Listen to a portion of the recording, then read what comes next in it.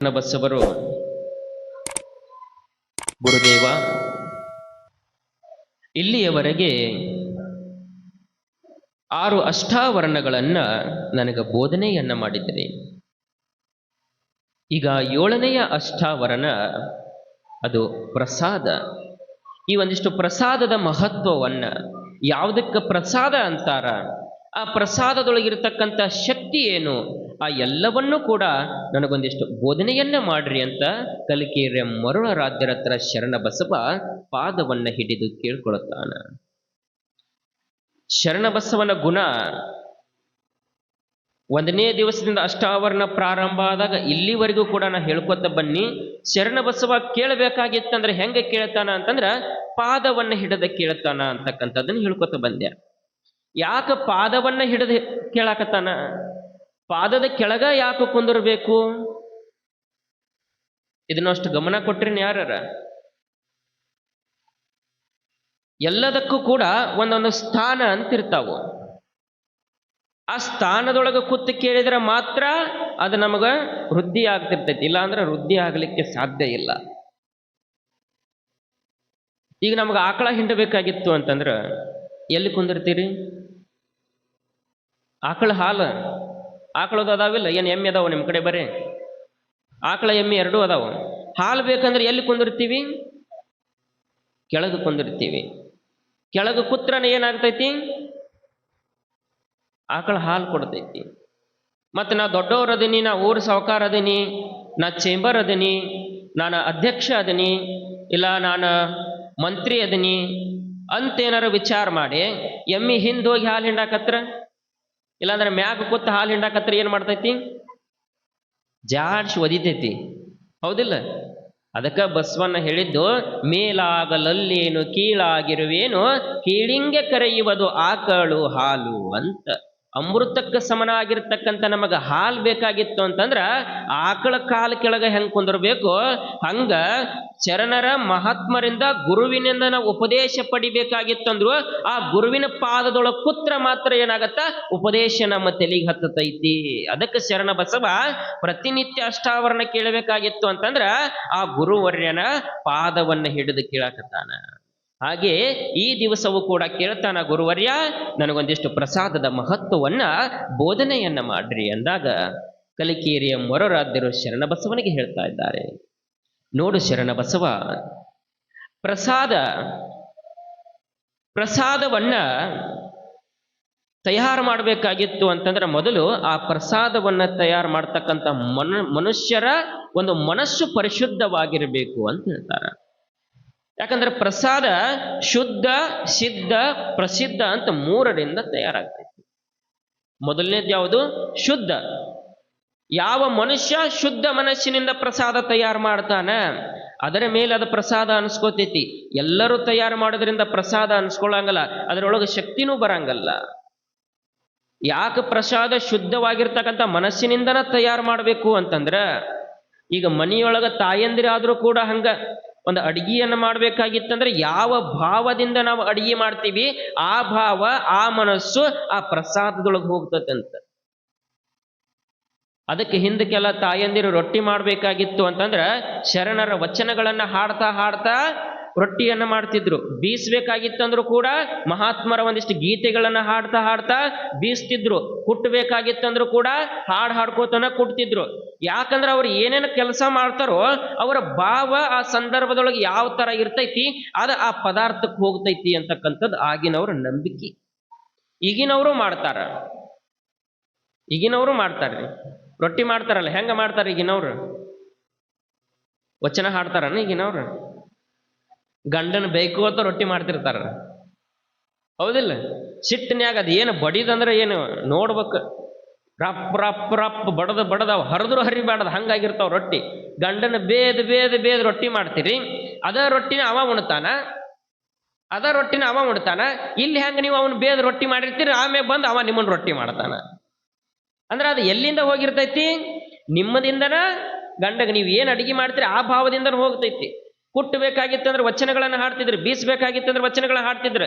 ಈಗ ಕುಟ್ಟಾಗ ಬೀಸಾಗ ವಚನ ಹಾಡಂಗಲ್ಲ. ಏನು ಹಾಡ್ತಾರ? ಇಡೀ ಊರ್ ಸುದ್ದಿನ ಹಾಡ್ತಿರ್ತಾರ ಅಲ್ಲಿ. 4 ಮಂದಿ ಹೆಣ್ಮಕ್ಳು ಸೇರಿದ್ರ ಅಂತಂದ್ರ ನೋಡ್ಬೇಕು ನೀವು. ಯಾರೋ ಒಬ್ಬರು ಪ್ರಶ್ನೆ ಕೇಳ್ತಾರ, ಒಂದು ಹೆಣ್ಮಗಳು 1 ತಾಸಿಗೆ 100 ರೊಟ್ಟಿ ಮಾಡ್ತಾಳಂತ. ಒಂದು ಹೆಣ್ಮಗಳು 1 ತಾಸಿಗೆ 100 ರೊಟ್ಟಿ ಮಾಡ್ತಾಳ. ಅದ 4 ಮಂದಿ ಹೆಣ್ಮಕ್ಳು ಕೂಡಿದ್ರ 1 ತಾಸಿಗೆ ಎಷ್ಟು ರೊಟ್ಟಿ ಮಾಡ್ತಾರ? ಎಷ್ಟು ರೊಟ್ಟಿ ಮಾಡ್ತಾರ್ರಿ? 400 ರೊಟ್ಟಿ ಮಾಡ್ತಾರನ್ರಿ? 400 ರೊಟ್ಟಿ ಮಾಡ್ತಾರ? 1 ರೊಟ್ಟಿನೂ ಮಾಡಂಗಲ್ಲ ಅವ್ರ. ಯಾಕಂದ್ರೆ 4 ಜಡಿ ಕೂಡಿದ್ವಿ ಅಂದ್ರೆ ಕೆಲಸನ ಆಗಂಗಲ್ಲ ಅಂತ. ಇವ್ರ ಮನಿ ಸುದ್ದಿನ ಆಗಿರ್ತಾವ ಹೊರತು ಕೆಲಸ ಆಗಂಗಲ್ಲ. ಅಂದ್ರೆ ಭಾವ ಶುದ್ಧಿ ಇರ್ಬೇಕು ಅಂತ ಏನೇ ಮಾಡ್ಬೇಕಾಗಿತ್ತಂದ್ರು ನಮ್ಮ ಭಾವ ಶುದ್ಧಿ ಇರ್ಬೇಕು. ಎಲ್ಲಿ ಭಾವ ಶುದ್ಧಿ ಇರುತ್ತೋ ಅದು ಪ್ರಸಾದ ಅನಿಸ್ಕೊತೈತಿ. ಭಾವ ಶುದ್ಧ ಇಲ್ಲ ಅಂತಂದ್ರೆ ಅದು ಪ್ರಸಾದ ಅನ್ಸ್ಕೊಳಕ್ ಸಾಧ್ಯ ಇಲ್ಲ ಅಂತ ಹೇಳ್ತಾರೆ. ಅದಕ್ಕೆ ಶುದ್ಧವಾಗಿರ್ಬೇಕು, ಸಿದ್ಧವಾಗಿರ್ಬೇಕು ಅಂತ ಹೇಳ್ತಾರೆ. 2ನೇದು ಸಿದ್ಧ. ಸಿದ್ಧ ಅಂದ್ರೇನು? ನಾ ಪ್ರಸಾದವನ್ನು ಮಾಡಾಕ ತಯಾರಾಗಿನಪ್ಪ, ಸಿದ್ಧ ಅದೀನಿ, ಏನೋ ಬಂದರೂ ಕೂಡ ನಾ ಪ್ರಸಾದ ಮಾಡೋದು ಬಿಡಂಗಲ್ಲ ಅಂತ ಹೇಳ್ಬೇಕು. ಅದಕ್ಕೆ ಸಿದ್ಧವಾಗಿರ್ಬೇಕು, ಅದು ಪ್ರಸಿದ್ಧವಾಗಿರ್ತದೆ. ಯಾವಾಗ ಶುದ್ಧ ಸಿದ್ಧ ಆಗ್ತತೋ ಅದ ನಂತರ ಅದು ಪ್ರಸಿದ್ಧ ಆಗ್ತದ ಅಂದ್ರೆ ಪ್ರಸಾದ ಆಗ್ತೈತಿ. ಅಲ್ಲಿವರೆಗೂ ಕೂಡ ಅದು ಪ್ರಸಾದ ಆಗಕ್ಕ ಸಾಧ್ಯ ಇಲ್ಲ. ಹಿಂಗ ಪ್ರಸಾದದ ಒಂದು ಮಹತ್ವ, ಆ ಪ್ರಸಾದವನ್ನು ಸ್ವೀಕಾರ ಮಾಡೋರ ಮನಸ್ಸು ಹಂಗ ಇರಬೇಕು, ಸ್ವೀಕಾರ ಮಾಡೋರ ಮನಸ್ಸು ಕೂಡ ಹಂಗ ಇರಬೇಕು ಅಂತ. ಅದಕ್ಕೆ ಗುಡಿ ಗುಂಡಾರಗಳಲ್ಲಿ ಹಾಕಿರ್ತಾರೆ, ಪ್ರಸಾದ ಮಾಡಿದ್ರಿ ಅಂತಂದ್ರ ಈ 3ರಿಂದ ತಯಾರಾಗಿರ್ತಕ್ಕಂಥ ಪ್ರಸಾದವನ್ನ ವ್ಯರ್ಥ ಮಾಡಬೇಡ್ರಪ್ಪ ಅಂತ ಹೇಳ್ತಾರೆ. ಮೊದಲಿಗೆ ನಾವು ಕಲ್ಕೊಳ್ಬೇಕು, ಮಾಡ್ಲಿಕ್ಕಷ್ಟೋ ಹೊತ್ತು ನಾವು ಪ್ರಸಾದ ಮಾಡ್ಲಿಕ್ಕಷ್ಟೋ ಹೊತ್ತು ಯಾರು ಮಾಡಿರ್ತಾರೋ ಆ ಪ್ರಸಾದವನ್ನ ಕೆಡಿಸ್ಬಾರ್ದು ಅಂತ ಹೇಳ್ತಾರ. ಎಷ್ಟೋ ಮಂದಿ ಪ್ರಸಾದಗಳನ್ನ ಕೆಡಿಸ್ತಾರ. ಒಂದೊಂದು ತುತ್ತು ಪ್ರಸಾದ, ಒಂದೊಂದು ಅಗಳು ಪ್ರಸಾದಕ್ಕಿರ್ತಕ್ಕಂಥ ಮಹತ್ವ ಹೆಂಗೈತಿ ಅಂತಂದ್ರ ಅದಕ್ಕೆ ಕಲಿಕೇರಿ ಮೊರರಾದ್ಯರು ಶರಣಬಸವನಿಗೆ ಹೇಳ್ತಾರ, ನೋಡು ಶರಣಬಸವ, ಮೊದಲು ನೀನು ಪ್ರಸಾದದ ಶಕ್ತಿ ಏನನ್ನೋದು ತಿಳ್ಕೊಳಪ್ಪ. ಒಂದು ಅಗಳಿನೊಳಗೆ ಎಷ್ಟು ಶಕ್ತಿ ಇರ್ತೈತಿ ಪ್ರಸಾದದೊಳಗ ಅಂತ. 12ನೇ ಶತಮಾನದೊಳಗ ಕಲ್ಯಾಣದೊಳಗೊಬ್ಬ ಶರಣ ಆಗ್ಬೋದ. ಹಲವಾರು ಶರಣರೊಳಗ ಕಕ್ಕಯ್ಯನವರು ಅಂತಕ್ಕಂಥ ಒಬ್ಬರು ಶರಣರಿದ್ರು ಕಲ್ಯಾಣದೊಳಗ. ಆ ಕಕ್ಕಯ್ಯನವರ ಕಾಯಕ ಜಂಗಮರ ಕಾಯಕವನ್ನ ಮಾಡೋದು. ಪ್ರತಿ ದಿವಸ ಹಲವಾರು ಮಂದಿ ಯಾರ್ಯಾರ ಶರಣರು ಹೋಗ್ತಿರ್ತಾರೆ, ಯಾರ್ಯಾರ ದೀನರು ಇರ್ತಾರ, ದಲಿತರು ಇರ್ತಾರ, ಅವ್ರೆಲ್ಲರನ್ನು ಕರ್ಕೊಂಡ್ಬರ್ದು ತಮ್ಮ ಮನೆಯೊಳಗೆ ಪ್ರಸಾದ ಮಾಡಿಸೋದು. ಹಿಂಗ ಪ್ರತಿನಿತ್ಯವೂ ಕೂಡ ಸಾವಿರಾರು ಮಂದಿಗೆ ಪ್ರಸಾದವನ್ನ ಮಾಡಿಸ್ತಕ್ಕಂಥವ್ರು ಕಕ್ಕಯ್ಯನವರು. ಅವ್ರದೊಂದು ಸಂಕಲ್ಪ ಏನು ಅಂತಂದ್ರ, ಕಲ್ಯಾಣದೊಳಗೆ ಪ್ರತಿಯೊಬ್ಬರಿಗೂ ಕೂಡ ಪ್ರಸಾದ ಮಾಡ್ಸಾಕತ್ತೀನಿ, ಆದ್ರೆ ನಮ್ಮಪ್ಪ ಕಲ್ಯಾಣದ ಜ್ಯೋತಿ, ಕಲ್ಯಾಣದ ಬೆಳಕು ಬಸವಣ್ಣಗ 1 ದಿವಸವೂ ಕೂಡ ಪ್ರಸಾದ ಮಾಡಿಸಿಲ್ಲ ನಾನು. ಬಸವಣ್ಣ ನನ್ನ ಮನೆಯೊಳಗೆ ಬಂದ 1 ದಿವಸ ಪ್ರಸಾದ ಮಾಡಿದ್ರ ನಾನು ಧನ್ಯ ಆಗ್ತೀನಿ ಅಂತಕ್ಕಂಥ ಭಾವದಿಂದ ಕಕ್ಕಯ್ಯನವರ ಮನೆ ಮುಂದನೆ ಏನಾಗ್ತಿರ್ತೈತಿ, ಬಸವಣ್ಣ ದಿನ ಅರಮನೆಗೆ ಹೋಗೋದು, ಅರಮನೆಗೆ ಬರುವುದು ಮಾಡ್ತಿರ್ತಾನೆ. ದಿನ ಬಸವಣ್ಣ ಹೋಗುವೊಳಗ ಕಕ್ಕಯ್ಯನವ್ರ ಬಸವಣ್ಣ ಬರೋ ಸಮಯ ನೋಡಿ ಹಾದಿಯೊಳಗೆ ನಿಂದಿರ್ತಿದ್ರು. ಯಪ್ಪ ಬಸವಣ್ಣ ಮನೆಯೊಳಗ ಪ್ರಸಾದ ಆಯ್ತಪ್ಪ, ಬಂದು ಪ್ರಸಾದ ಮಾಡು ಅನ್ನೋರು. ಆದ್ರೆ ಬಸವಣ್ಣ ಕಾಯಕಕ್ಕ ಮೊದಲ ಪ್ರಾಮುಖ್ಯತೆಯನ್ನು ಕೊಡವ. ಇಲ್ರಪ್ಪ ಕಕ್ಕಣ್ಣವರ, ಕಾಯಕಕ್ಕೆ ತಡ ಆಗತ್ತ, ಇನ್ನೊಂದು ದಿವಸ ಪ್ರಸಾದ ಮಾಡ್ತೀನಿ ಹೋಗವ್ರು. ಮತ್ ಮಾರನೇ ದಿವಸನು ಮತ್ ಬಸವಣ್ಣ ಬರಾಗ ಮತ್ತೂ ಏನ್ ಮಾಡ್ತಿದ್ರು ಕಕ್ಕಯ್ಯನವರು, ನಿಂದಿರ್ತಿದ್ರು, ಬಸವಣ್ಣಗ ಭಿನ್ನ ಮಾಡ್ಕೋತಿದ್ರು. ಇವತ್ತಾದ್ರ ಬಾರೋ ಬಸವ ಅಂತಿದ್ರು. ಇಲ್ರಪ್ಪ ಸಮಯ ಆಗೈತಿ ಅಂತ ಮತ್ ಹೋಗಮ್ಮ. ಹಿಂಗ ಪ್ರತಿ ದಿವಸ ಕೂಡ ಬಸವಣ್ಣ ಏನ್ ಮಾಡ್ತಿದ್ದ, ಕಕ್ಕಯ್ಯನವ್ರು ದಿನ ಪ್ರಸಾದಕ್ಕೆ ಕರಿತಿದ್ರು. ಆದ್ರೆ ಬಸವಣ್ಣ 1 ದಿವಸ ಏನ್ ಮಾಡ್ಲಿಲ್ಲ, ಪ್ರಸಾದಕ್ಕೆ ಬರಲಿಲ್ಲ. ಎಷ್ಟೋ ದಿನಗಳಾಯ್ತು, ಆದ್ರೆ 1 ದಿವಸ ಕಕ್ಕಯ್ಯನವ್ರು ಕರೀದು ಮಾತ್ರ ಬಿಟ್ಟಿದ್ದಿಲ್ಲ. ಒಟ್ಟು ಬಸವಣ್ಣನ ಉಣಿಸ್ಬೇಕು ಅನ್ನೋದು ಕಕ್ಕಯ್ಯನವರಿಗೆ. 1 ದಿವಸ ಬಸವಣ್ಣ ಅರಮನೆಯೊಳಗೆ ಕೆಲಸ ಮಾಡ್ತಿರ್ತಾನ. ಏನಾಗ್ತತಿ ಅಂತಂದ್ರೆ ಎಲ್ಲಾ ಕೆಲಸ ಸ್ವಲ್ಪ ಜಲ್ದಿ ಮುಗಿದು ಬಿಡ್ತಿ. ಆಗ ಬಸವಣ್ಣವ್ರಿಗೆ ಅನಿಸ್ತೈತಿ, ಕಕ್ಕಯ್ಯನವರು ಬಹಳ ದಿವಸದಿಂದ ಪ್ರಸಾದಕ್ಕೆ ಕರಿತಿದ್ರು, 1 ದಿವಸ ಕೂಡ ಅವ್ರ ಮನೆಗೆ ಪ್ರಸಾದಕ್ಕೆ ಹೋಗ್ಲಿಲ್ಲ. ಪಾಪ ಅವ್ರ ಮನಸ್ಸು ಎಷ್ಟು ಬೇಜಾರಾಗಿತ್ತು ಏನೋ. ಇವತ್ತು ನನ್ನ ಕೆಲಸ ಲಘು ಮುಗಿದೈತಿ, ಹೋಗಬೇಕಾಗಿತ್ತು ಅಂತಂದ್ರ ಕಕ್ಕಯ್ಯನವ್ರ ಮನೆಯೊಳಗೆ ಪ್ರಸಾದ ಮಾಡಿ ಹೋದ್ರಾತು ಅಂತ ಏನ್ ಮಾಡಿದ, ಬಸವಣ್ಣ ಬಡ ಎಲ್ಲ ಕೆಲಸ ಮುಗಿಸ್ ಒಂದು ಕುದುರೆ ಹತ್ತಿ ಬಂದ ಕಕ್ಕಯ್ಯನವರ ಮನೆ ಮುಂದೆ ಇಳ್ದ, ಕಕ್ಕಯ್ಯನವ್ರ ಎಲ್ಲಿದ್ದೀರಪ್ಪ, ಪ್ರಸಾದಕ್ಕೆ ಬಂದೇನೆ ಕಕ್ಕಯ್ಯನವರ ಅಂದ ಬಸವಣ್ಣ. ಪ್ರಸಾದಕ್ಕೆ ಬಂದಿನ ನಾನು ಓಡಿ ಬರ್ತಾನ ಕಕ್ಕಯ್ಯ ಒಳಗಿನಿಂದ. ಓಡಿ ಬಂದ ಯಪ್ಪಾ ಬಸವಣ್ಣ ಅಂದ. ಅವತ್ತು ಏನಾಗ್ಬಿಟ್ಟಿರ್ತೈತಿ, ಪ್ರತಿ ದಿವಸ ಪ್ರಸಾದ ಎಲ್ಲರೂ ಉಂಡು ಉಳಿತಕ್ಕಂಥ ಪ್ರಸಾದ ಅವತ್ತಿನ ದಿವಸ ಮಾಡಿರ್ತಕ್ಕಂಥ ಪ್ರಸಾದ ಎಲ್ಲವೂ ಖಾಲಿಯಾಗಿರ್ತೈತಿ. ಮನೆಯೊಳಗಿರ್ತಕ್ಕಂಥವ್ರು ಎಲ್ಲಾರು ಪ್ರಸಾದ ಮಾಡಿ ಇರ್ತಕ್ಕಂಥ ಬಾಂಡೆ ಎಲ್ಲವನ್ನು ಏನ್ ಮಾಡಿರ್ತಾರ, ತೊಳೆದು ಬಳದು ಇಟ್ಟು ಬಿಟ್ಟಿರ್ತಾರ. ಅದ ಸಮಯಕ್ಕೆ ಬಸವಣ್ಣ ಬಂದ. ಕಕ್ಕಯ್ಯನವರ ದಿನಾ ಪ್ರಸಾದಕ್ಕೆ ಕರಿತಿದ್ರಿ, ನಾ ಒಂದು ದಿವಸ ಬಂದಿದ್ದಿಲ್ಲ, ಇವತ್ತು ಪ್ರಸಾದಕ್ಕೆ ಬಂದೇನ್ರಪ್ಪ, ಪ್ರಸಾದ ತಗೊಂಬರ್ರಿ, ಪ್ರಸಾದ ಮಾಡ್ತೀನಿ ಅಂತ. ಕಕ್ಕಯ್ಯನವರಿಗೆ ಮಾತ ಬರಲಿಲ್ಲ. ಯಪ್ಪ ಬಸವಣ್ಣ, ಪ್ರತಿನಿತ್ಯ ನಿನ್ನ ಪ್ರಸಾದಕ್ಕೆ ಬಾ ಬಾ ಬಾ ಅಂತ ನಾನ ಕರಿತಿದ್ನಪ್ಪ, ಆದ್ರ ದಿವಸಾಲು ಪ್ರಸಾದ ಉಳಿದು ನಂತಂದೆ. ಆದ್ರೆ ಇವತ್ತ ನೀ ಬರ್ಬೇಕು, ಏನ ದೈವ ಲೀಲೆಪ್ಪ, ಏನ ಪರಮಾತ್ಮ ನನ್ನ ಹಣೆ ಬರ ಸರಿ ಇಲ್ಲೋ ಏನೋ ಅಪ್ಪ, ಇವತ್ತ ಎಲ್ಲಾ ಪ್ರಸಾದನು ಆಗಿಬಿಟ್ಟೈತಿರಪ್ಪ. ಒಂದು ಐದು ನಿಮಿಷ ಕುಂತು ಬಿಡ್ರಪ್ಪ ಬಸವಣ್ಣವ್ರ, ನಿಮಗೋಸ್ಕರ ಬಿಸಿ ಬಿಸಿ ಪ್ರಸಾದ ಮಾಡ್ಕೊಂಡ್ ಬರ್ತೀನಿ ಅಂದ. ಬಸವಣ್ಣ ಅಂತಾನ, ಯಪ್ಪ ಎಲ್ಲರ ಒಂದು ತುಳ್ದತೆ ನೋಡ್ರಿ, ಅದನ್ನ ಕೊಟ್ಬಿಡ್ರಿ, ಅದ ಪ್ರಸಾದ. ಇಲ್ಲಪ್ಪ ಬಸವಣ್ಣ, ಎಲ್ಲಾ ಕೂಡ ಆಳುಗಳು ಬಾಂಡೆ ತೊಳೆದು ದಬಾಕಿ ಬಿಟ್ಟಾರಪ್ಪ, ಒಂದು ತುತ್ತು ಅಲ್ಲ, ಒಂದು ಅಗಳ ಪ್ರಸಾದನೂ ಇಲ್ಲ ಅಂದ. ದುಃಖ ಅನಿಸ್ಬಿಡ್ತೈತಿ ಕಕ್ಕಯ್ಯನವ್ರಿಗೆ. ಎಂತ ಭಗವಂತ ನನಗ ಎಂತ ಕಷ್ಟ ಕೊಟ್ಟು ಬಿಟ್ಟ. ಸಾಕ್ಷಾತ್ ಬಸವಣ್ಣ ಕಲ್ಯಾಣದ ಬೆಳಕು ಮನೆಗೆ ಬಂದ ಪ್ರಸಾದ ಕೇಳಾಗ ಇಲ್ಲನ್ನುವಂತ ಪರಿಸ್ಥಿತಿ ತಂದ್ಬಿಟ್ಟಿಯಲ್ಲೋ ಭಗವಂತ ಅಂತ ದುಃಖದೊಳಗಿದ್ದಾಗ ಕಕ್ಕಯ್ಯನವರು. ಆಗ ಬಸವಣ್ಣ ಅತ್ತ ಇತ್ತ ಒಂದಿಷ್ಟು ನೋಡ್ತಾನ. ನೋಡ್ಬೇಕಾಗಿತ್ತು ಅಂತಂದ್ರ ಒಂದು ಮೂಲೆಯೊಳಗ ಒಂದು ಇರುವಿ ಏನ್ ಮಾಡ್ತಿರ್ತೈತಿ, ಒಂದು ಅನ್ನದ ಅಗಳು ಅನ್ನ ತಗೊಂಡ್ ಹೊಂಟಿರ್ತೈತಿ, ಒಂದೇ ಒಂದು ಅನ್ನದ ಅಗಳು. ಆಗ ಬಸವಣ್ಣ ಹೇಳ್ತಾನೆ, ಕಕ್ಕಯ್ಯನವರ ಮನಿಯೊಳಗ ಒಂದಿಷ್ಟು ಸಕ್ಕರೆ ಐತೇನ ತಗೊಂಬರ್ರಿಯಪ್ಪ ಅಂತ. ಯಪ್ಪ ಐತಪ್ಪ ಅಂದವನ ಓಡಿ ಹೋಗುತ್ತಾನ, ಓಡಿ ಒಂದಿಷ್ಟು ಸಕ್ಕರೆ ತಗೊಂಬಂದ. ಆಗ ಬಸವಣ್ಣ ಒಂದು ಅಗಳ ಸಕ್ಕರೆ ತಗೊಂಡ, ಒಂದೇ ಒಂದು ಅಗಳ ಸಕ್ಕರೆ ತಗೊಂಡ್ ಏನ್ ಮಾಡ್ತಾನ ಅಂತಂದ್ರ ಆ ಮೂಲಿಯೊಳಗೆ ಹೊಂಟಿರ್ತಕ್ಕಂಥ ಇರುವಿ ಮುಂದ ಆ ಸಕ್ಕರೆ ಇಟ್ಟ. ಇರುವಿಗೆ ಸಿಹಿ ಅಂದ್ರೆ ಬಾಳ ಇಷ್ಟ. ಯಾವಾಗ ಸಿಹಿಯಲ್ಲಿ ಇಟ್ಟು ಒಂದು ಅಗಳ, ಇರುವಿ ಅನ್ನದ ಅಗಳನ್ನ ಬಿಡುತ್ತ ಆ ಸಕ್ಕರೆ ಅಗಳನ್ನ ಹಿಡ್ಕೊಂತ. ಅದು ಒಂದೇ ಒಂದು ಅನ್ನದಗಳನ್ನ ಬಸವಣ್ಣ ಅಂಗೈಯೊಳಗೆ ಹಾಕೊಂಡ. ಇಲ್ಲಿ ಒಂದು ನಾವು ಗಮನ ಕೊಡ್ಬೇಕಿರ್ತಾಯಿ. ಏನು ಗಮನ ಕೊಡ್ಬೇಕು ಅಂತಂದ್ರ, ಬಸವಣ್ಣ ನುಡ್ದಾನ ನಡೆದಾನ. ದಯವಿರಬೇಕು ಸಕಲ ಜೀವರಾಶಿಗಳಲ್ಲಿ, ಸಕಲ ಪ್ರಾಣಿಗಳಲ್ಲಿ ಅಂತ ಬಸವಣ್ಣ ಹೇಳಿದ. ಕೇವಲ ಬಾಯಿ ಮಾತಿಗೆ ಹೇಳಿಲ್ಲವ, ಹಂಗ ನುಡ್ದವ. ಯಾಕೆ ಒಂದು ಇರಿವಿ ಹೊಂಟತಿ ಅಂತಂದ್ರೆ ಇಸ್ಕೊಳ್ಳೋದು ಬಹಳ ದೊಡ್ಡದಾಗದೈತನ, ಮುಟ್ಟಿದ್ರೆ ಸಾಕು ಬಿಟ್ಟು ಓಡೋಗ್ಬಿಡ್ತಿತ್ತಲ್ಲ, ಒಂದು ಅನ್ನದಗಳು ಬಿಟ್ಟು ಓಡೋಗ್ಬಿಡ್ತಿತ್ತ ಅದು ಇರಿವಿ. ಆದ್ರೆ ಹಂಗ ಮಾಡ್ಲಿಲ್ಲ ಬಸವಣ್ಣ. ನಾ ಆಡಿದ ಮಾತೈತಲ್ಲ, ದಯವಿರಬೇಕು ಸಕಲ ಪ್ರಾಣಿಗಳಲ್ಲಿ. ನಾ ಏನಾದ್ರೂ ಒಂದು ಅಗಳ ಅದ್ರ ಇಸ್ಕೊಂಡಿ ಅಂತಂದ್ರ ಅದಕ್ಕೆ ಆಹಾರ ಇರ್ಲಾರಂಗ ಆಗತ್ತಲ್ಲ. ಆ ಭಾವದಿಂದ ಬಸವಣ್ಣ ಏನ್ ಮಾಡಿದ, ಒಂದ್ ಅಗಳ ಸಕ್ರೆ ಅದಕ್ಕಿಟ್ಟ, ಆ ಅನ್ನದ ಅಗಳನ್ನ ತಗೊಂಡ ಅದಕ್ಕೆ ಬಸವಣ್ಣ ದೊಡ್ಡವ ಆದ. ಅದು ಒಂದೇ ಒಂದು ಅನ್ನದಗಳು. ಕಕ್ಕಯ್ಯನವರ ಸಾಕಲ್ರಪ್ಪ, ಇಷ್ಟು ಪ್ರಸಾದ ಸಾಕು ನನಗ, ಮನಿಗೆ ಹೋಗಿ ಲಿಂಗ ಪೂಜೆಯನ್ನ ಮಾಡಿಕೊಂಡು ಆಮೇಲೆ ಈ ಪ್ರಸಾದವನ್ನ ಸ್ವೀಕಾರ ಮಾಡ್ತೇನ್ರಪ್ಪ, ಇಷ್ಟು ಸಾಕು ನನಗಂತ ಆನಂದವಾಗಿ ಅದನ್ನೊಂದು ಅರ್ಬಿಯೊಳಗೆ ಕಟ್ಕೊಂಡ್ ಏನ್ ಮಾಡಿದ, ಮನಿಗೆ ಹೋದ. ಯಾವಾಗ ಮನಿಗೆ ಹೋಗ್ತಾನ, ಜಗಲಿ ಮೇಲೆ ಆ ಅರ್ಬಿ ಗಂಟನ್ನಿಟ್ಟ, ಸ್ನಾನ ಮಾಡಿ ಬಂದು ಲಿಂಗ ಪೂಜೆ ಆದ ನಂತರ ಅದನ್ನ ಸ್ವೀಕಾರ ಮಾಡ್ಬೇಕಂತ ಇವ ಹೋದ ಬಸವಣ್ಣ ಹೋದ ನಂತರ ಬಸವಣ್ಣನ ಅಕ್ಕನಾಗಿರ್ತಕ್ಕಂಥ ನಾಗಮ್ಮ ಅದ ಸಂದರ್ಭಕ್ಕೆ ಸ್ನಾನ ಮಾಡಿ ಆಕಿನೂ ಲಿಂಗ ಪೂಜೆ ಮಾಡ್ಕೋಬೇಕಂತ ಬಂದು ಜಗಲಿ ಮುಂದೆ ಕೂತ ಆನಂದವಾಗಿ ಅಂಗದ ಮೇಲೆ ಇರ್ತಕ್ಕಂಥ ಲಿಂಗವನ್ನ ಅಂಗೈಯೊಳಗಿಟ್ಕೊಂಡು ಪೂಜೆ ಮಾಡ್ಕೊತಾಳ. ಪೂಜೆ ಮುಗಿದ ಮ್ಯಾಗ ಇನ್ನೇನ್ ಎದ್ದು ಬರ್ಬೇಕು ಅನ್ಕೊಡ್ದ ಆ ಜಗಲಿ ಮೇಲೆ ಇಟ್ಟಿರ್ತಕ್ಕಂಥ ಗಂಟು ನೋಡ್ತಾಳ.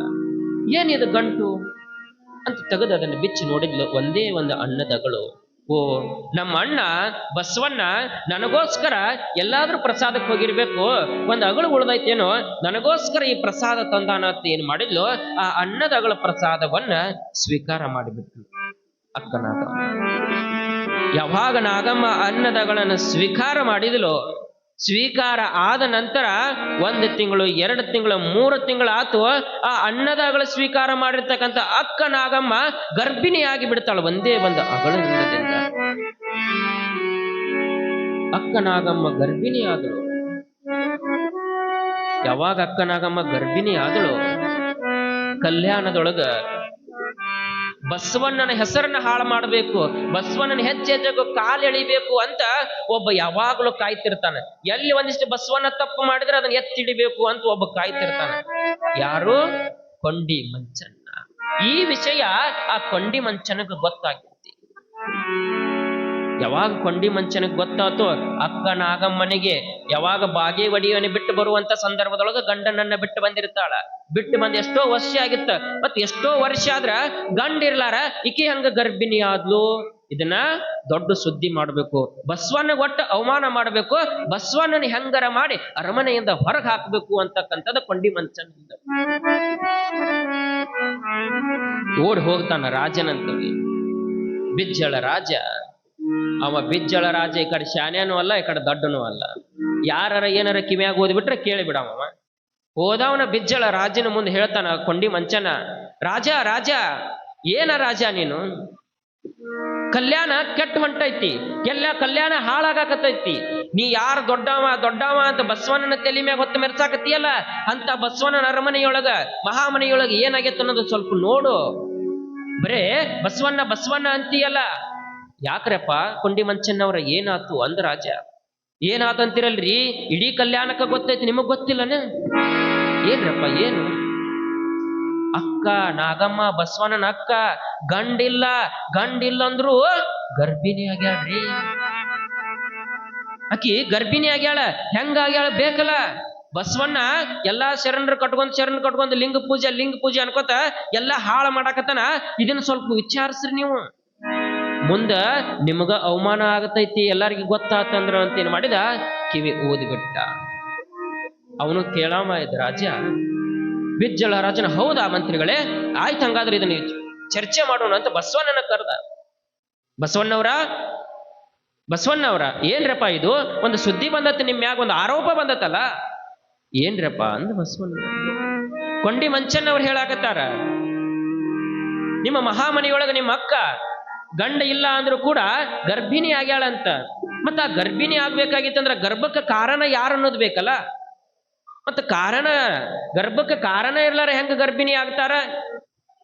ಅದಕ್ಕೋಸ್ಕರ ಮತ್ತ ಇದು ಸುದ್ದಿ ಬಂದತಪ್ಪ, ಇದನ್ನ ಹೆಂಗ ಪರಿಹಾರ ಮಾಡ್ತೀರಿ, ಅದಕ್ಕೆ ನೀವು ಉತ್ತರ ಕೊಡಬೇಕು ಅಂತ ಬಸವಣ್ಣನ ನಿಂದಿರಿಸಿದ್ರು ಚರ್ಚೆಗೆ.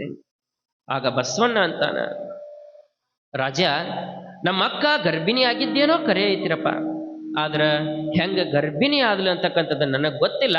ನೀವು ಬೇಕಾದ್ರೆ ನಮ್ಮ ಅಕ್ಕನ ಕರೆಸಿ ಅಕ್ಕಿನ ವಿಚಾರಣೆ ಮಾಡ್ಬೋದು ಅಂತ.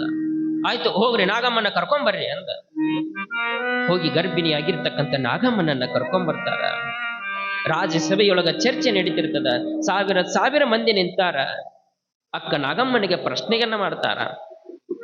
ನಾಗಮ್ಮನವರೇ, ನಿಮ್ಮ ಗರ್ಭದೊಳಗೆ ಬೆಳೀತಕ್ಕಂಥ ಕೂಸಿಗೆ ತಂದೆ ಯಾರು? ಅದಕ್ಕೆ ಕಾರಣ ಯಾರು?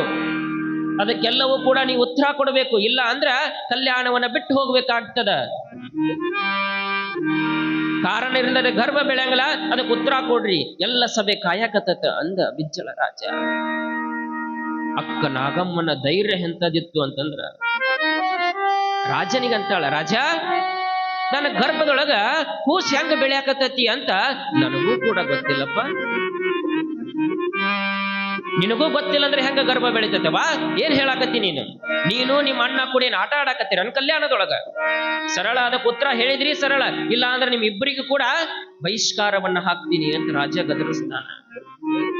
ಆಗ ನಾಗಮ್ಮ ಅಂತಾಳ, ರಾಜ ನಿನಗೆ ಉತ್ತರ ಬೇಕಲ್ಲ, ನನ್ನ ಗರ್ಭದೊಳಗ ಕೂಸು ಬೆಳ್ಯಾಕತ್ತತಿ, ಅದಕ್ಕೆ ಕಾರಣ ಏನು ಅಂತಕ್ಕಂಥ ಉತ್ತರ ಬೇಕಲ್ಲ.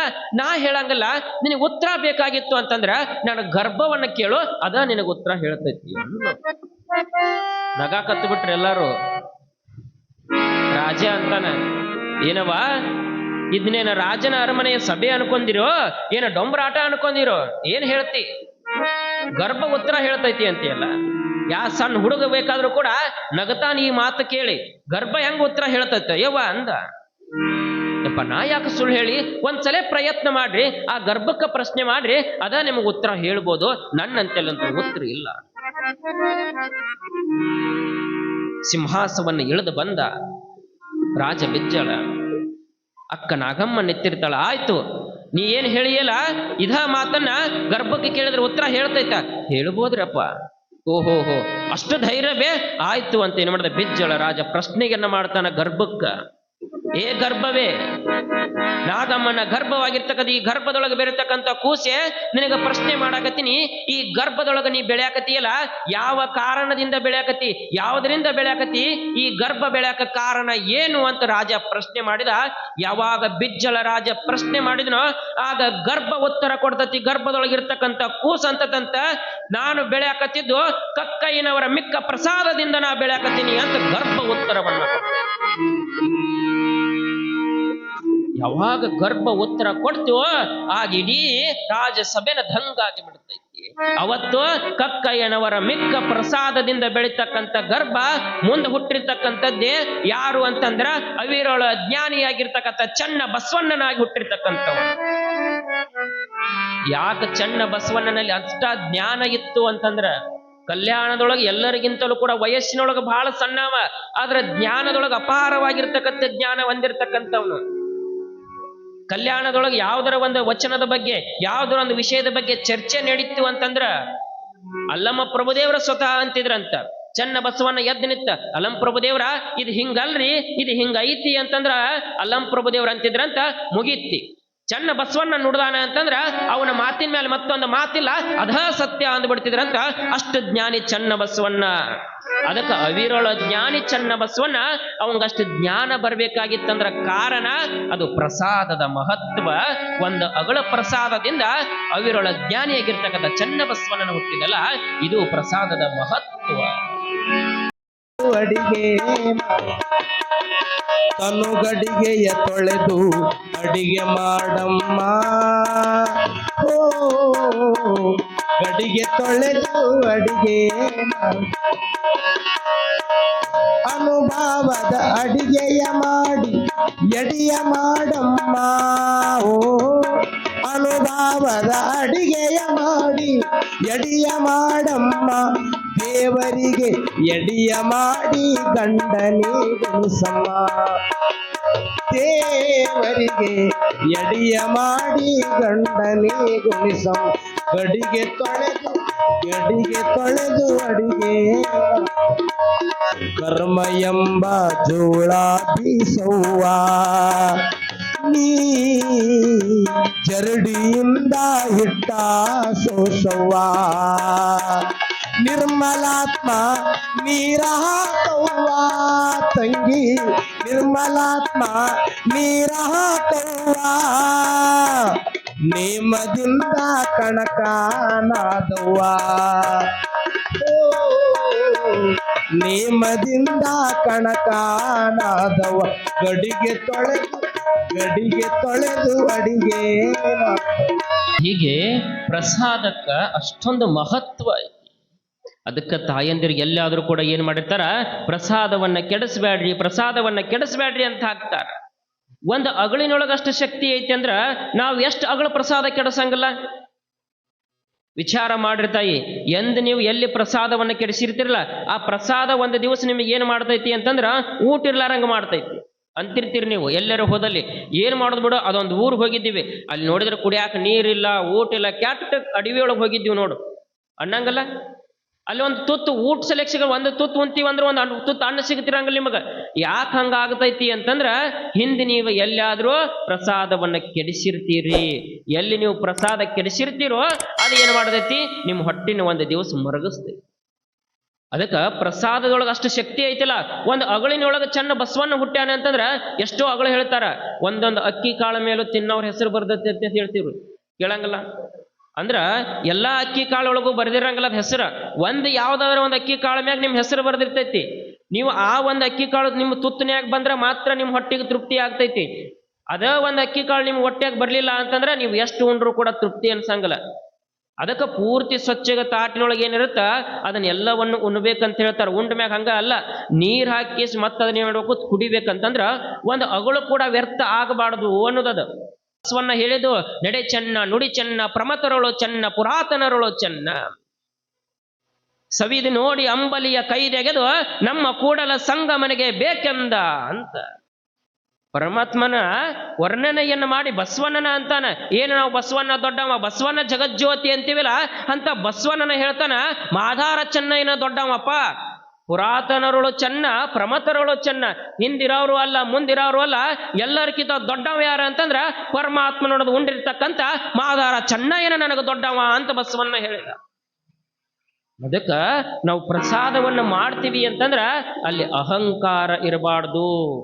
ನಾನ ಮಾಡಾಕತ್ತೀನಿ, ನಾನ ನೀಡಾಕತ್ತೀನಿ, ನಾನ ಕೊಡಾಕತ್ತೀನಿ, ನನ್ನಿಂದನ ಇದು ನಡೆಯಾಕತ್ತತಿ ಅಂತ ಅಹಂಕಾರ ಬತ್ತು ಅಂತಂದ್ರ ಆ ಪರಮಾತ್ಮ ಎಂದೂ ಅದನ್ನು ಸ್ವೀಕಾರ ಮಾಡಂಗಿಲ್ಲ. ಎಲ್ಲಾ ನಿಂದ ಐತಪ್ಪ, ನಂದು ಏನೂ ಇಲ್ಲ ಅಂತಕ್ಕಂಥ ಭಾವ ಬರ್ಬೇಕ. ನೀ ಏನ ಮಾಡೋಲಕ್ಕ, ಮೃಷ್ಟಾನ್ನ ಭೋಜನ ಮಾಡೋಲಕ್ಕ ಏನ್ ಮಾಡಿದ್ರೆ ನಿಂದ ಐತಿ, ನಮ್ಮದನ್ನೋದು ಏನೈತಿ ಇಲ್ಲಿ ಅಂತಿರ್ತೀವಿ ನಾವು. ನಾನು ನಾನು ನಂದು ನಂದು, ನಾ ಮಾಡೀನಿ. ಏನು ಮಾಡ್ತೀವಿ ನಾವು? ಯಾರಿಗೇನು ಮಾಡಾಕತ್ತೀವಿ ನಾವು?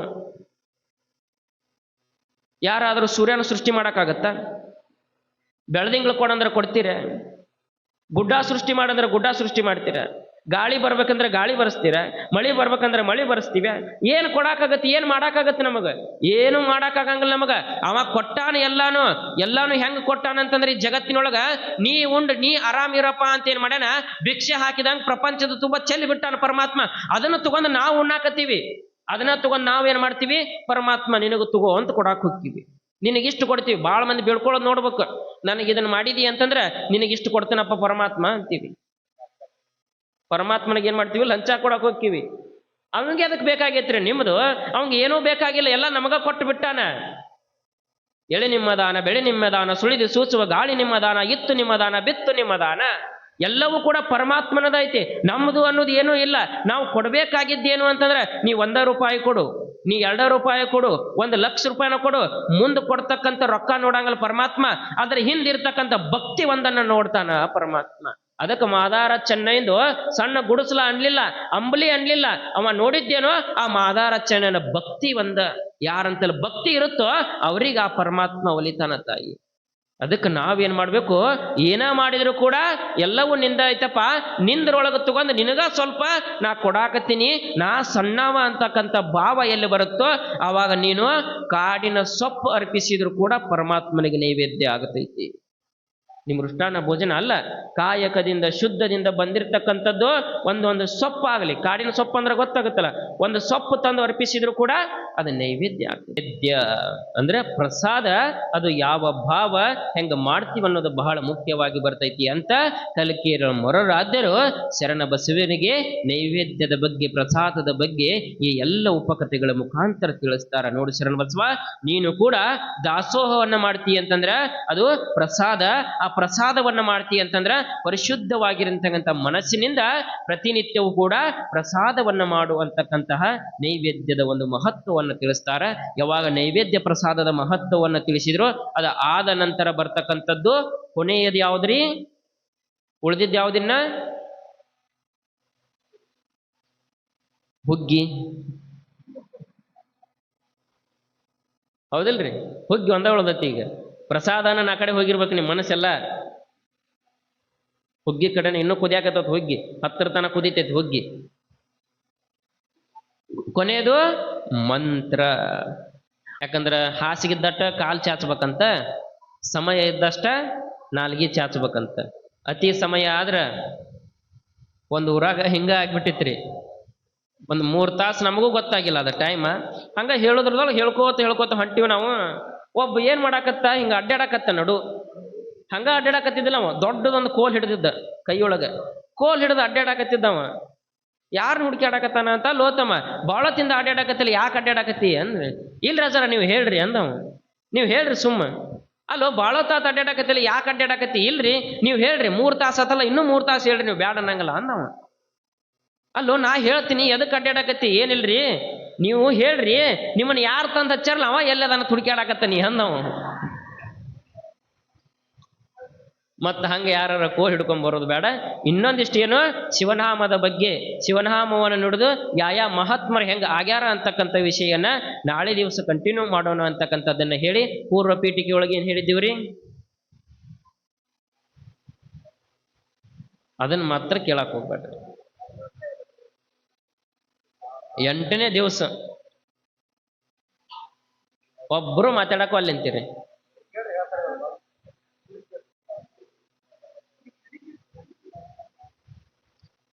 ಏನ್ ಮಾತಾಡಬೇಡತ್ತ ಏನಾರ ನಿಮಗೆ ಮಂತ್ರ ಹಾಕ್ಯಾರ ಯಾರ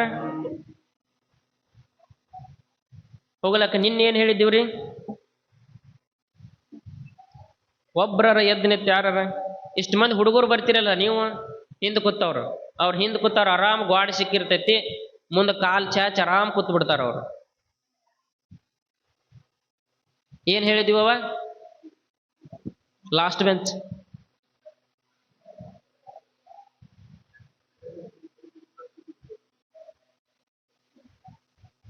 ನೀನು ಪ್ರಸಾದ ಏನ್ ಮಾಡಿಸಿದ್ರು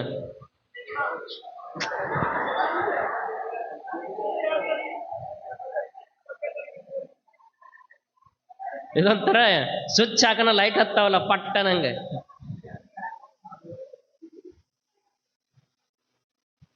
ಗುರು ಅನ್ರಿ ಒಂದ್ಸಲಿ ಗುರು ಲಿಂಗ ಜಂಗಮ ಪಾದೋದಕ ಪ್ರಸಾದ ಮಂತ್ರ ವಿಭೂತಿ ರುದ್ರಾಕ್ಷಿ ಎಷ್ಟಾದವು ರೀ 8 ಆದವು ನಾಳೆ ಹೇಳ್ತೀರಿ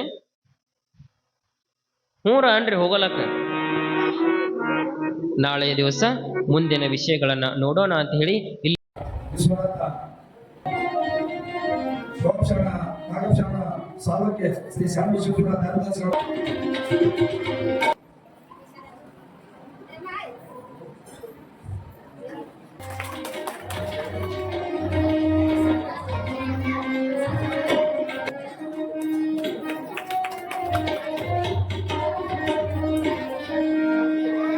ಇಂದು ನಮ್ಮ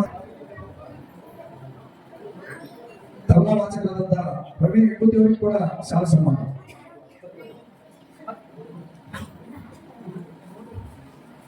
ಇಂದು ಪ್ರಸಾದ ಸೇವೆಯನ್ನು ಮಾಡಿದಂತಹ ಭೀಮರಾಯ ಬಾಲಪ್ಪ ಅವರ ಉದ್ಯಮದಾರರು ಇವರಿಗೆ ನಮ್ಮ ಸೋಮಶರಣ ನಾಗಶರಣ ಶಾಲೆಗೆ ಅವರಿಂದ ಸನ್ಮಾನ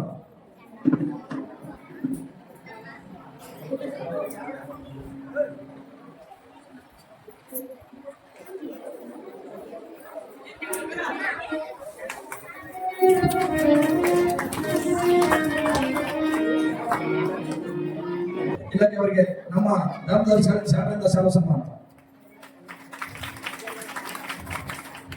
ಗಲ್ಲಕೋಡ ಅಲ್ಲಾಪುರ ಅವರಿಗೆ ನಮ್ಮ ಪ್ರಕಾಶ್ ಹಸೂರವರಿಂದ ಶಾಲಾ ಸನ್ಮಾನ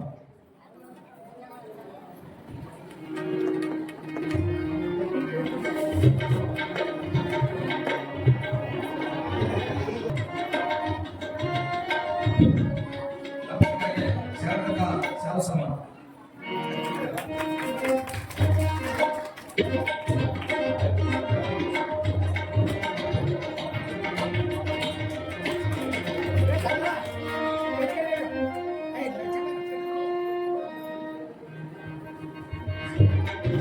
ಶಾಲಾ ಸನ್ಮಾನ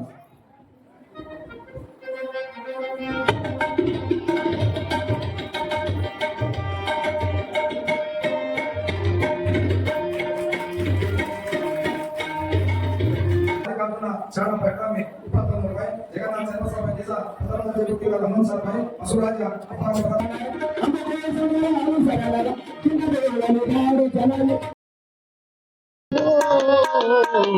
ಗಡಿಗೆ ತೊಳೆದು ಅಡಿಗೆ ತನು ಗಡಿಗೆಯ ತೊಳೆದು ಅಡಿಗೆ ಮಾಡಮ್ಮ ಓ ಗಡಿಗೆ ತೊಳೆದು ಅಡಿಗೆ ಅನುಭವದ ಅಡಿಗೆಯ ಮಾಡಿ ಎಡಿಯ ಮಾಡಮ್ಮ ಓ ಅನುಭವದ ಅಡಿಗೆಯ ಮಾಡಿ ಎಡಿಯ ಮಾಡಮ್ಮ ದೇವರಿಗೆ ಎಡಿಯ ಮಾಡಿ ಗಂಡನೇ ಗುಣಿಸಮ್ಮ ದೇವರಿಗೆ ಎಡಿಯ ಮಾಡಿ ಗಂಡನೇ ಗುಣಿಸಮ್ಮ ಗಡಿಗೆ ತೊಳೆದು ಅಡಿಗೆ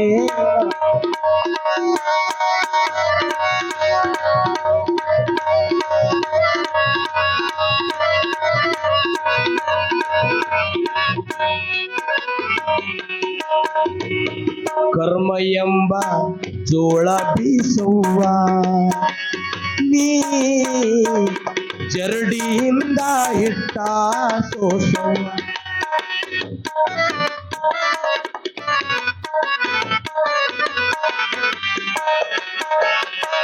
ಕರ್ಮ ಎಂಬ ಜೋಳ ಬೀಸವ್ವ ನೀ ಜರಡಿಯಿಂದ ಹಿಟ್ಟ ಸೋಸವ್ವ ನಿರ್ಮಲಾತ್ಮ ನೀರ ಹಾಕವ್ವ ತಂಗಿ ನಿರ್ಮಲಾತ್ಮ ನೀರ ಹಾಕವ್ವ ನೇಮದಿಂದ ಕಣಕನಾದವ್ವ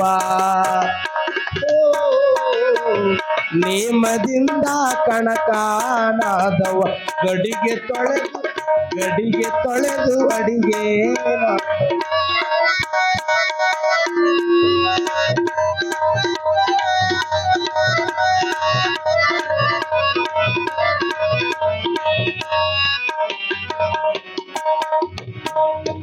ಗುರುಲಿಂಗ ಜಂಗಮ ಮೂರವ್ವ ಹೋ ಗುರುಲಿಂಗ ಜಂಗಮ ಮೂರವ್ವ ಪರಮ ಸಾಕ್ಷಿ ಒಲಿಗುಂಡ ಹೂಡವ್ವ ಪರಮ ಸಾಕ್ಷಿ ಒಲಿಗುಂಡ ಹೂಡವ್ವ ಪರಿಪರಿ ಕಷ್ಟದ ಕಾಷ್ಟ ಸುಡುವವ್ವ ಪರಿಪರಿ ಕಷ್ಟದ ಕಾಷ್ಟ ಸುಡುವವ್ವ ಹರಿದಾಡುವ ಮನಸ್ಸಿಟ್ಟು ಕೂಡವ್ವ ನಿನ್ನ ಹರಿದಾಡುವ ಮನಸ್ಸಿಟ್ಟು ಕೂಡವ್ವ ಓ ಗಡಿಗೆ ತೊಳೆದು ಅಡಿಗೆ ಮಾಡು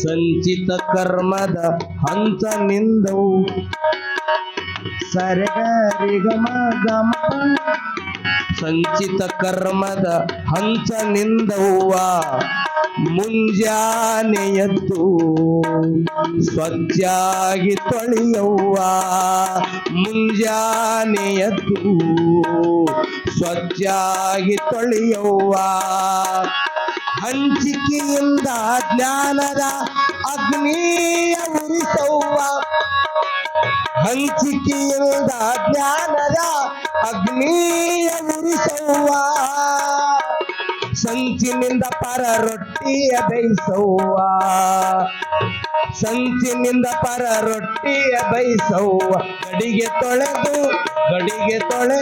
ಅಡಿಗೆ ಮಾಡು